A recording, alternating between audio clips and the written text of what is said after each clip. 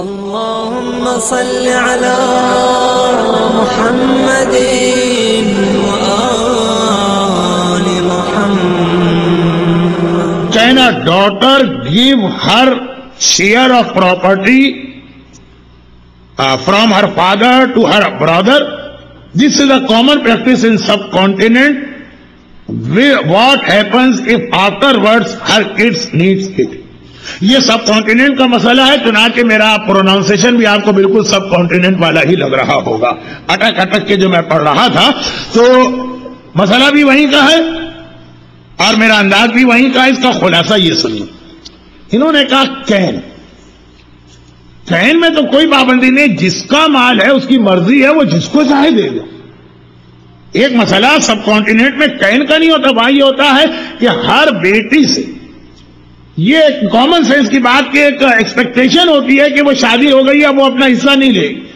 اس کے لیے لازم ہے شی شوڈ کہ وہ ضرور اور لازم اپنا حصہ اپنے بھائیوں کے لیے چھوڑ دو. ایک تو ہوتا ہے کین کا مطلب ہمارا مال ہے، ہماری مرضی ہے، ہم جہاں چاہے دے دینا. اسلام کو بولنے کا حق ہے نہ ہی شوہر کو. ہاں کہیں حرام میں خرچ کریں گے تو شریعت بولے گی بھائی کو دیں، بہن کو دیں، اولاد کو دیں، شوہر کو دیں، کسی کو نہ دیں، وہ ہماری پورا اٹھا کے چیریٹی کر دیں.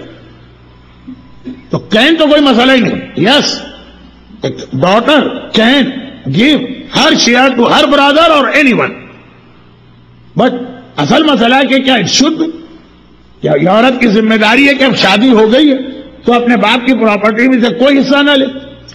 جو لینڈ لارڈ ہوتے ہیں جہاں پراپرٹی یا زمین ہوتی ہے وہاں پہ یہ چیز بہت چلتی ہے کہ زمین ایک ایسی چیز ہے کہ اگر بیٹیوں کو حصہ دیں گے تو زمین آدھی ہماری رہے گی، آدھی غیر خاندان یعنی سسرال میں چلی جائے گی، اور اس طرح تقسیم ہوتے ہوتے وہ کم ہوتی جائے گی.